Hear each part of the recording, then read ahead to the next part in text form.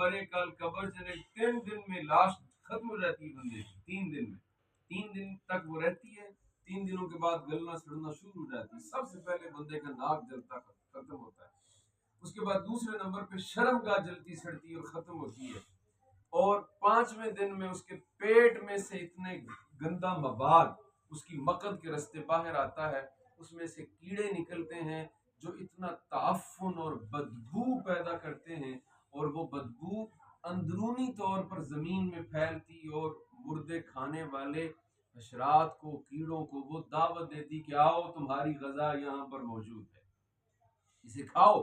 وہ آ کے کھا جاتے ہیں، وہ ختم ہو جاتا ہے انسان، باقی گل سڑ کے تباہ ہو جاتا، ختم ہو جاتا ہے۔ تو پھر اس جسم کی دیکھ بھال کرنے کا تو بھائی فائدہ ہی کوئی نہیں، اس کے اوپر محنت کرنے کا تو کوئی فائدہ نہیں۔ اب وہ لوگ جو اپنے اصل نوری جسم کو پالتے ہیں، اس کی حفاظت کرتے ہیں، اس کو زندہ رکھتے ہیں، وہ لوگ مر بھی جائیں تو وہ نہیں مرتے ہیں، جو وہ مر بھی جائیں، یہ جسم مر بھی جائے تو وہ نہیں مرتے۔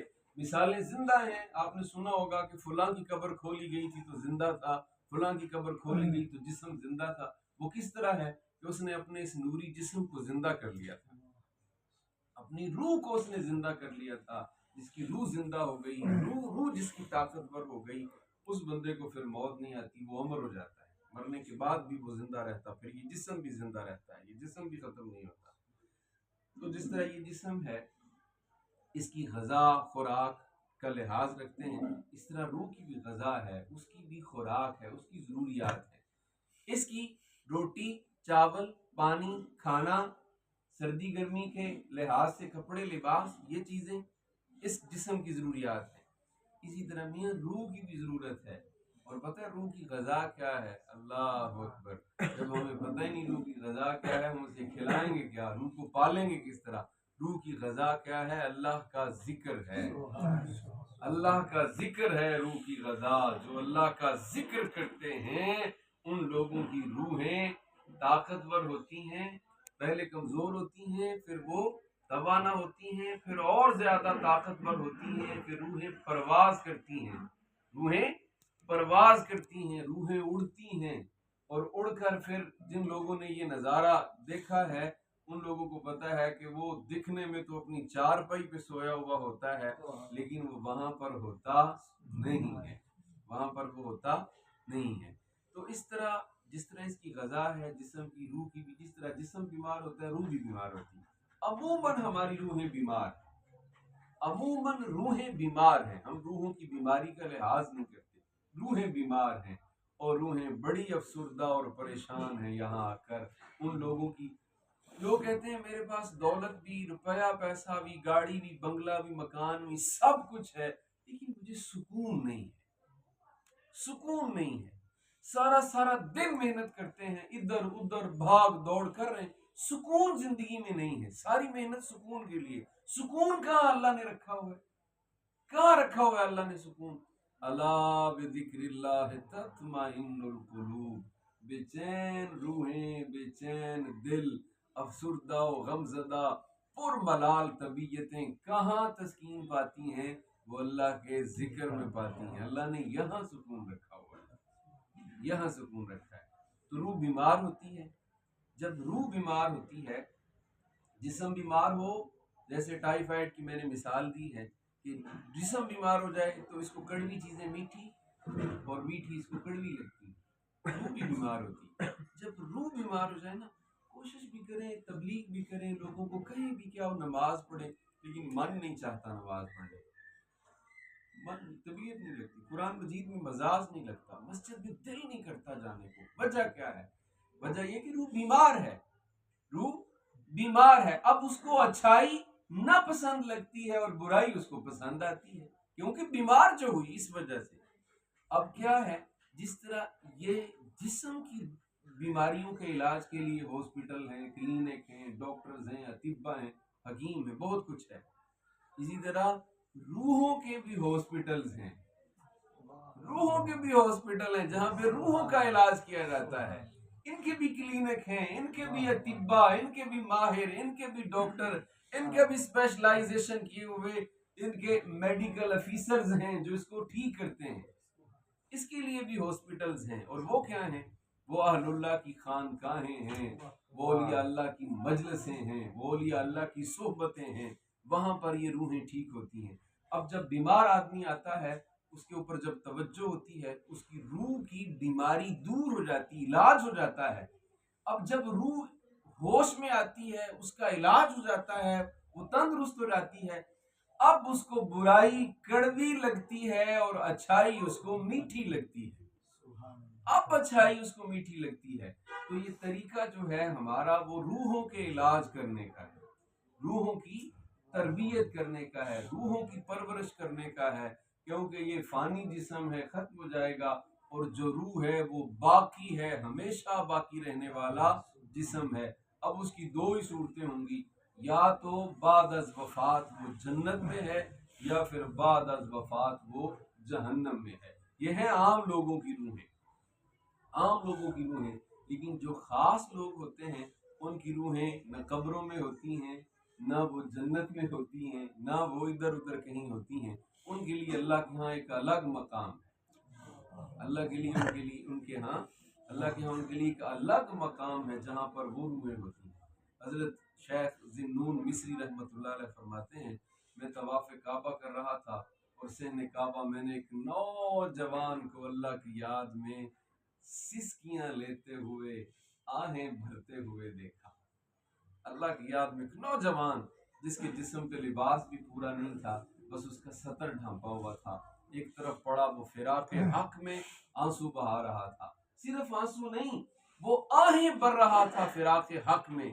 اب میں نے چاہا کہ میں نا اس کے قریب ہو جاؤں اور اس سے پوچھوں کہ اتنی چھوٹی عمر میں، نوجوانی میں، اس نے کیا کمال پایا ہے۔ آپ کہتے ہیں میں اس کے قریب ہو گیا۔ جب اس کے قریب آیا تو میں نے نا تعارفتاً اس سے پوچھا کہ تم کون ہو؟ وہ کہنے لگا کہ میں اللہ کا عاشق ہوں، میں اللہ کا عاشق ہوں۔ حضرت ذنون مصری کہتے ہیں کہ میں نے کہا کہ آپ اللہ کے عاشق ہیں، اللہ کا عاشق تو میں بھی ہوں، اللہ کا عاشق تو میں بھی ہوں۔ اس نے جب میری طرف دیکھا اور کہا کہ آپ بھی اللہ کے عاشق ہیں، یہ کہہ کر اس نے ایسی ایک چیخ ماری، آہ بھری کہ اس کی روح ہی پرواز کر گئی، کب سے انزلی سے روح نکل گئی۔ اب میں نے سوچا کہ میں نا اس کی خدمت کرنا چاہتا تھا، اللہ کا عاشق ہے، اور اتنی چھوٹی عمر میں اس نے یہ کمال پایا ہے، تو میں اب کیوں نہ ہو کہ بعد از وفات اس کے لیے کچھ کروں۔ میں نے ایک طرف اس کو صحن میں لٹایا خانہ کعبہ کے، بھاگا بازار کے کفن خریدوں، کفن دفن کر کے تو میں اس کی آخری جو خدمت ہے وہ کر دوں۔ اللہ کا عاشق جو ہوا، اب کیا ہوا؟ وہ کہتے ہیں میں بازار سے واپس آیا تو وہ وہاں پر نہیں تھا، وہاں پر نہیں تھا۔ میں نے صحن کعبہ میں ادھر ادھر دیکھا، لوگوں سے پوچھا، لوگ ہمیں تو پتہ ہی نہیں یہاں پہ کوئی تھا، ہم نے تو نہیں دیکھا کسی کو۔ اب کہتے ہیں کہ میں نے اللہ سبحانہ و تعالیٰ سے عرض کیا کہ یا اللہ، یہاں پر ابھی ایک تیرا عاشق تھا، میں اسے زمین پہ پاتا ہوں تو مجھے نظر نہیں آتا، میں اسے جنت میں دیکھتا ہوں تو وہ مجھے جنت میں بھی نظر نہیں آتا، وہ کہاں ہے؟ تو ہاتف غیبی نے آواز دی کہ ذنون، میرے اس عاشق کو اس دنیا میں تیرے مال نے تلاش کرنا چاہا تو وہ اسے نہیں پا سکا ہے، رضوان جنت نے اسے جنت میں تلاش کرنا چاہا تو وہ اسے وہاں نہیں پا سکا ہے۔ تو پھر میں نے پوچھا کہ یا اللہ وہ ہے کہاں؟ تو اللہ سبحانہ و تعالیٰ نے فرمایا فی مقعد صدق عند ملیک مقتدر، وہ نہ جنت میں ہے نہ زمین میں، وہ کہیں نہیں، کہاں ہے؟ وہ اپنے مولا کے حضور ایک مقام خاص ہے، خاص جگہ ہے اللہ کے عاشقوں کے لیے، جہاں ان کی روحیں رہتی ہیں، وہ وہاں پر ہے، وہ میرے حضور خاص میں ہے۔ تو روح جب اس قدر طاقتور ہو جاتی ہے تو اصول کے مطابق ہر شے اپنی اصل کی طرف لوٹتی ہے، کوئی قبر میں جائے گا مٹی ہو جائے گا، کوئی جہنم میں چلا جائے گا اس طرف لوٹ جائے گا، کوئی جنت چلے جائیں گے، یہاں تک تو بات ہو گئی۔ لیکن اس سے اوپر بھی کئی لوگوں کا مقام ہے کہ نہ جنتوں نہ جہنموں نہ ادھر ادھر کہیں ہوتے ہیں، وہ حضور حق میں جاتے ہیں، وہ اللہ سبحانہ و تعالیٰ کے حضور خاص میں جاتے ہیں۔ تو हमारा जो तरीका है अहले नक्शबंद का, ये जिस्म की इस्लाह पे तवज्जो नहीं करते, ये रूह की तामीर करते हैं, रूह की तश्कील करते हैं, रूह की तरबियत करते हैं, रूह की सेहत बहाल करने की कोशिश करते हैं। जब रूह संवर जाती है ना, रूह संवर जाती है, फिर दाढ़ी रखना मुश्किल नहीं लगता, दाढ़ी रखना फिर मुश्किल नहीं लगता। ये देख ले नौजवानों ने रखी, इनकी रूह संवर गई, दाढ़ी रखना मुश्किल नहीं लगता। सर पे सुन्नत का ताज रखना, अमामा रखना, फिर उनको मुश्किल नहीं लगता। कहना नहीं पड़ता कि यार ऐसे कर लो, वो खुद ब खुद संवरते चले जाते हैं। दुनिया की कोई परवाह नहीं करते, ये काम काज भी करते हैं, इनकी शादियां भी हैं, इनके बीवी बच्चे भी हैं, सारा कुछ इनका है। ये किसी चीज को के मामले में ये दखल अंदाजी नहीं करती, सब कुछ हो रहा है। अब नमाज पढ़ना मुश्किल लगता था, जब रूह दुरुस्त हो गई फिर इनका जी मस्जिद में लगता है, मस्जिद से बाहर लगता ही नहीं है। रात को उठना बहुत मुश्किल है, रात को जागना बहुत मुश्किल है। जब रूह बेदार हो गई, रूह मचलती है रात को, उसे नींद कहाँ आती है, उसे तो सुकून अल्लाह की याद में आता है। तो फिर रात को इनके लिए उठना मुश्किल नहीं होता, इनके लिए उठना मुश्किल नहीं है। वजह क्या कि इनकी रूह संवर गई है, इनकी रूहें संवर गई हैं। तो मेरे अजीजों, हम में से हर शख्स को पता है कि मौत का वक्त मुकर्रर है, मौत का वक्त मुकर्रर है, वो तयशुदा है, नहीं टल सकता। जो आएगा वो नहीं टलता, और मौत एक ना एक दिन आनी है। हम में से हर एक ने अल्लाह सुब्हानहू व तआला के हुजूर जाना है। अल्लाह सुब्हानहू व तआला चाहेंगे तो नमाज, रोज़ा, हज, ज़कात वगैरह को माफ़ कर देंगे। अगर चाहेंगे तो अल्लाह ताला माफ़ फरमा देंगे, लेकिन ये चीज़ें अल्लाह ने माफ़ नहीं करनी है। हम में से हर शख्स के अंदर अल्लाह ने कोई ना कोई खूबी और कमाल रखा हुआ है, हर एक के अंदर रखा हुआ है। अल्लामा ने इसी तरफ इशारा करते हुए कहा था कि खुदी में डूब कर पाजा सुराजे जिंदगी, मेरा नहीं बनता न बन अपना तो बन। तो अपने अंदर अल्लाह की बदियत की हुई, सौंपी हुई उस सलाहियत को अपने अंदर से ढूंढना, तलाश करना, उसको मजीद उसमें निखार लाना, और फिर उसके ज़रिए अपने आप को अल्लाह की मखलूक के लिए नफ़ामंद बनाना, मखलूक के लिए फ़ायदा मंद बनाना। ये वो चीज़ है, इसकी अल्लाह ताला माफ़ी नहीं अता फरमाएगा। देखिए, इंसान आया, इस दुनिया में रहा, बचपन गुजारा, जवानी गुजारी, शादी हो गई, बीवी बच्चे, फिर क्या हुआ, बच्चों की शादियां की, घर बनाया, मर गया, चला गया। इस काम के लिए तो अल्लाह ने नहीं भेजा हुआ हमें, ये काम तो अल्लाह ने हमारे जिम्मे नहीं लगाए हुए, ये तो एक ज़रूरत है, हमने करने ही करने हैं। अब अल्लाह ने हमें क्यों भेजा हुआ है, इस मकसद के लिए नहीं। देखें, एक गधा है ना, खोता, खोता भी ये काम करता है, आता है, रूढ़ियों से चढ़ता फिरता है, बच्चे पैदा करता है और वो मर जाता है। अब वो इंसान जो सिर्फ आया, उसने कुछ नहीं किया, कुछ नहीं किया, बस यही किया, बचपन गुजारा, जवानी गुजारी, पढ़ लिख गया, नौकरी शुरू हो गई, घर बना लिया, शादी, बीवी बच्चे, वो मर गया। ये तो कुछ मकसद ना हुआ। ये तो गधा भी कर रहा है, जानवर भी ये कर रहे हैं अपनी जरूरत के लिए, तो सारे कर रहे हैं। इंसान ने ऐसा करके क्या कमाल कर लिया है? इंसान का कमाल ये है कि अल्लाह सुब्हानहू व तआला ने फरमाया है, वमा खलक़तुल जिन्ना वल इंसा इल्ला लियाबुदून। याबुदून की तफसीर मुफस्सिरीन ने की है ऐ लियारिफून, यानी इंसान को तो इसलिए मैंने बनाया है कि इंसान हमारी मार्फत हासिल करे। इंसान मार्फत हक के लिए पैदा किया गया है, अल्लाह की पहचान हासिल करे, अल्लाह और उसके रसूल की मोहब्बत हासिल करे, अल्लाह और उसके रसूल के तरीक पर चले। और इसके लिए क्या ज़रूरी है? इसके लिए लाज़िमन ज़रूरी है एक उस्ताद हो, एक पीर हो, एक मुर्शिद हो, एक रहबर हो, जो उंगली पकड़े और उंगली पकड़ के चलना सिखाए। चलते चलते वो मेराज की बुलंदियों पे चढ़ता चढ़ता चढ़ता चढ़ता वो औजे कमाल तक ले जाए। उसके लिए एक उस्ताद ज़रूरी है। आप लोग अपना अपना काम करते हैं, जो भी काम करते हैं किसी उस्ताद से सीखा हुआ है ना, उस्ताद से सीखा हुआ है। ईंट तो देखें कोई मुश्किल नहीं है, मैं भी लगा दूंगा, कांडी से मसाला लगाऊंगा, ईंट उसके ऊपर रखनी, बस इतना ही काम है ना? नहीं, रख तो मैं भी दूंगा, दीवार मैं भी बना सकता हूँ, लेकिन मेरे बनाने में और उसके बनाने में फर्क होगा जिसने किसी उस्ताद से सीखा हुआ है, जिसने किसी उस्ताद से सीखा हुआ है। बना तो हर कोई लेगा, लेकिन उसके बनाने का जो चज सरीका तरीका है, जो ढंग और उसूल है उसके करने का, वो वही कर सकेगा جس کو استاد نے بتایا ہے کہ یہ کس طرح کرنا ہے. استاد کے بغیر نہیں کام بنتا. قمیض کا بٹن بھی ٹانکنا ہو, ہمارے شیخ مثال دیتے ہیں, قمیض کا بٹن بھی ٹانکنا ہونا بھائی اس کے لیے بھی استاد کی ضرورت ہے. وہ بتائے گا بھی کس طرح لگانا ہے, پھر ہی لگائے گا. وگرنہ مشکل تو نہیں ہے بٹن لگانا, سوئی میں دھاگا ڈالو, تروپے ڈال لیں, گرا باندھ دے, بٹن لگ جائے گا. لگ تو جائے گا لیکن اناڑی اور کاریگر کے لگانے میں فرق ہوگا. صحیح اصول کے مطابق وہ لگائے گا جس کو استاد نے بتایا ہے کہ یہ اس طرح لگتا ہے. ہر کام کے لیے استاد کی ضرورت ہوتی ہے. اس لیے اپنی روحوں کی تعمیر کے لیے بھی استاد کی ضرورت ہے. اور اس کا جو استاد ہوتا ہے, اس میں جو رہبر ہوتا ہے, اس کو پیر کہتے ہیں. عام لفظوں میں پیر کہتے ہیں, مرشد کہتے ہیں, شیخ کہتے ہیں. وہ بھی استاد ہی ہوتا ہے, وہ بھی استاد ہوتا ہے. تو ضروری ہے کہ کوئی نہ کوئی ایسا استاد ہو, کوئی رہبر ہو, کوئی مرشد ہو. مرشد بنانے کے لیے بھی اصول ہے.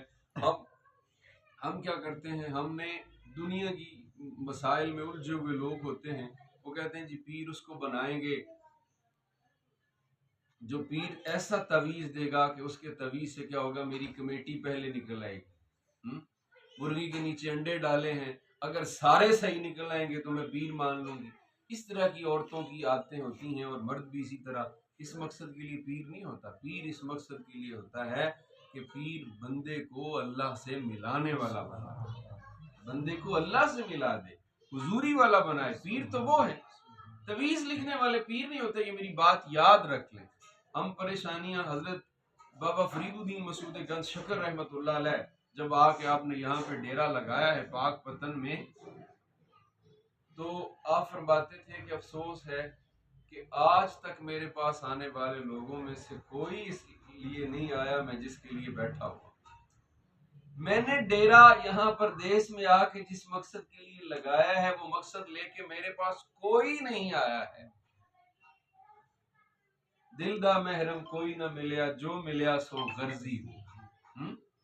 اللہ کے لیے کوئی بندہ نہیں آتا. کوئی کہتا ہے جی حضور فلانا ہو گیا جی, فلانا ہو گیا جی, فلانا ہو گیا جی, اے ہو گیا جی, وہ ہو گیا جی, یہ کر دو. نہیں, اس مقصد کے لیے. اور ایسا کرنے والے پیر نہیں ہوتے. مرشد وہ ہے جس کے پاس بیٹھو تو ہدایت ملے, روح کو ہدایت ملے, روح کی تشکیل اور تعمیر ہو. جس کے پاس بیٹھنے سے بے نمازی نمازی بن جائے, جس کے پاس بیٹھنے سے شرابی شراب چھوڑ دے, جس کے پاس بیٹھنے سے بدکاری کا عادی بدکاری چھوڑ دے, جس کے پاس بیٹھنے سے برائیاں کرنے والا برائی چھوڑ دے. پیر وہ ہوتا ہے کہ جس کی مجلس اور صحبت میں رہنے سے برائیاں ختم ہو جائیں انسان کے اندر سے, اور اچھائیاں اس کے اندر اتر آئیں, اچھائیاں اس کے اندر اتر آئیں. یہ لاہور ہی میں, یہ ملتان روڈ پر, فیروز پور روڈ پہ جنرل ہاسپٹل سے تھوڑا سا آگے کماہاں اسٹیشن ہے. کماہاں, اس کے ساتھ ہی اوان مارکیٹ ہے. اٹاری سروبا پیچھے گاؤں ہے, اٹاری گاؤں نہیں شہر ہی. اٹاری سروبا میں ہمارے شیخ و مرشد کا آستانہ ہے.